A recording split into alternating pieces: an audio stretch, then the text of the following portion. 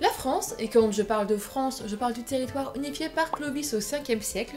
C'est vrai que c'est pas nécessairement une vérité absolue, il y a plusieurs dates possibles pour la création de la France, mais je prends plus ancienne parce que sinon c'est casse-couille, et puis voilà, merde, je choisis la date. Ok, la France donc a connu un sacré paquet de rois, des barbus, des chevelus, des grands, des petits, des conquérants, des tout pourris, des vieux, des jeunes, des petits-enfants, sous le tutorat d'un régent. C'est nouveau ça. Et parmi eux, certains ont le droit à des morts pas particulièrement dignes de souverains. Bon, avant de commencer, moi, Histoire 2, jure ne pas avoir vu la vidéo de Nota Bene sur le même sujet depuis sa sortie le 30 août 2014. En conséquent, la moindre ressemblance entre sa vidéo et la mienne serait purement fortuite.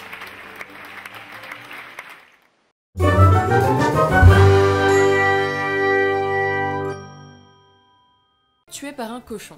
Louis de France, Philippe. C'est Philippe de France. Est nommé roi par son père Charles VI dit le Gros en 1129, âgé de seulement 13 ans. 2 ans plus tard, le 13 octobre 1131, le roi Philippe chevauche tranquillement dans les rues de Paris quand son cheval percute un cochon domestique, qui fait tomber le roi.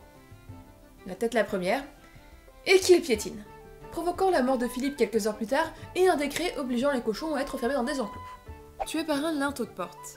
2 rois de France ont le droit à la mort glorieuse, se cogner dans un linteau de porte. Tout d'abord, Louis III, roi des Francs de 879 à 882. En 882, à environ 18 ans, pas marié et après plusieurs années sur un champ de bataille, Louis XIII, qui se promène à cheval, rencontre une jolie jeune femme. Et il fait comprendre à celle-ci qu'il aimerait bien la connaître un petit peu plus intimement. Eh mademoiselle. Ce qui fait fuir la jeune femme. Ne pouvant tolérer ce refus, le roi part à sa poursuite à cheval. Et lorsqu'elle se met à l'abri dans la grange ou la maison de son père, lui ne s'arrête pas. Enfin si, il finit par s'arrêter net lorsque son crâne fait violemment le rencontre d'une linteau de porte. Ce qui causera sa mort après plusieurs heures d'agonie.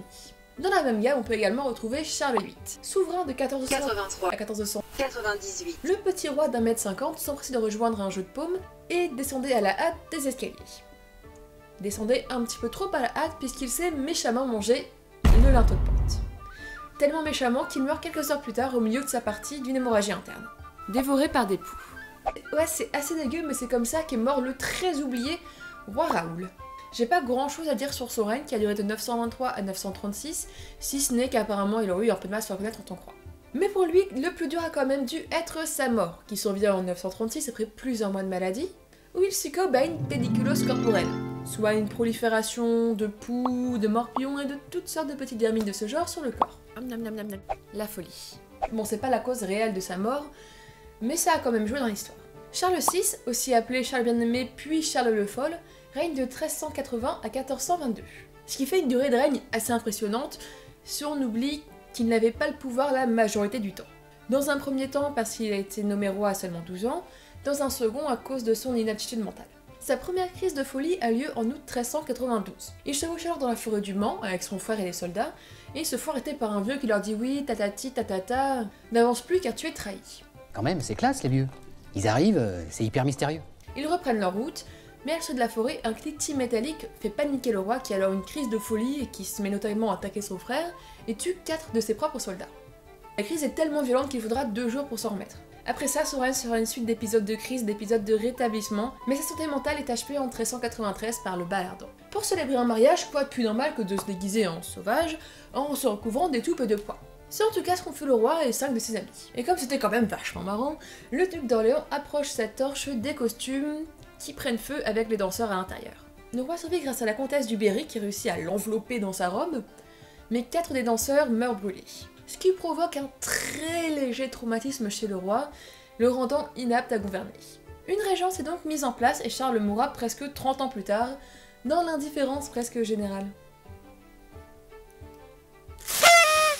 Avant de finir et pour revenir sur une note peut-être plus légère et amusante, ou en tout cas aussi amusante que peuvent l'être des décès, mention honorable à 2 rois étrangers qui sont morts d'avoir trop mangé. Henri Ier Beauclerc, dernier fils de Guillaume le Conquérant, monte sur le trône d'Angleterre en 1100. Son petit péché mignon alimentaire, c'était les lamproies. Les lamproies, c'est une sorte de poisson démon de l'enfer dégueulasse. Et avant de vous montrer à quoi ça ressemble, je préfère même demander aux gens très sensibles de fermer les yeux quelques secondes.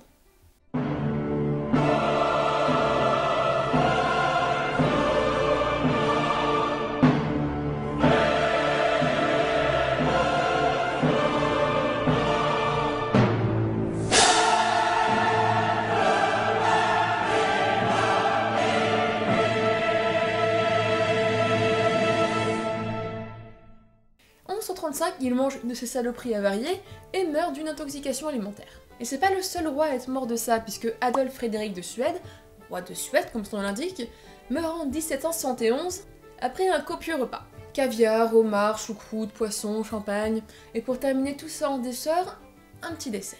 On sert à table des selma, une sorte de brioche fourrée à tremper dans du lait si j'ai tout compris. Le roi en a mangé 14, et c'est au 14e qui s'est effondré sur la table. C'est exactement comme ça que j'ai envie de mourir. Voilà, en bref, mourir comme un roi, c'est pas forcément l'éclate. J'espère que cette vidéo vous a plu, et je vous dis à la prochaine, salut!